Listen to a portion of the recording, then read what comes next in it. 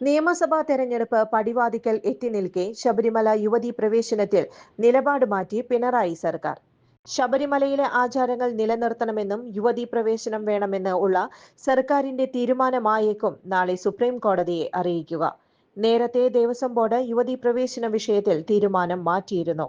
ശബരിമലയിൽ യുവതികളെ നിർബന്ധിച്ച് പ്രവേശിപ്പിക്കുകയും ആചാരലംഘനം നടത്തുകയും ചെയ്ത സർക്കാരിന് കഴിഞ്ഞ ലോക്സഭാ തെരഞ്ഞെടുപ്പിൽ വൻ തിരിച്ചടി നേരിടേണ്ടി വന്നു. ശബരിമല വിഷയമാണ് ലോക്സഭാ തെരഞ്ഞെടുപ്പ് പരാജയത്തിന് കാരണമെന്ന് പാർട്ടിക്കുള്ളിൽ തന്നെ ഉയർന്ന വിമർശനങ്ങൾക്കൊടുവിൽ വീട് കയറിയിറങ്ങിയ പ്രശ്നം പരിഹരിക്കാൻ പാർട്ടി തീരുമാനിച്ചെങ്കിലും ഭക്തജനങ്ങൾ സർക്കാരിന് മുഖം തിരിച്ചു.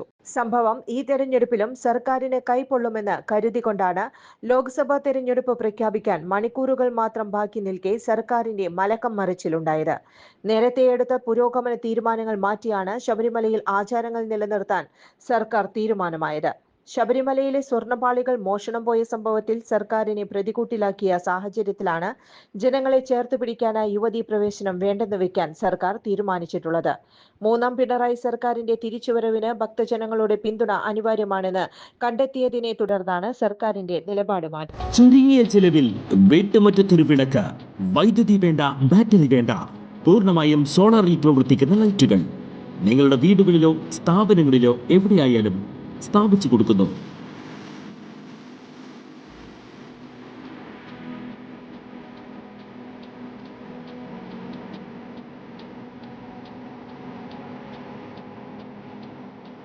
ഹാർഡോൾ സോളാർ ലൈറ്റ്സ്.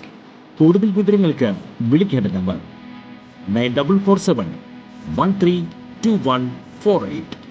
കൂടുതൽ വാർത്തകൾക്ക് ഞങ്ങളുടെ ചാനൽ സബ്സ്ക്രൈബ് ചെയ്യുക. ഫേസ്ബുക്ക് ഫോളോ അപ്പ് ചെയ്യുക. വാർത്തകൾ വേഗത്തിലറിയാൻ എനി ടൈം ന്യൂസ്.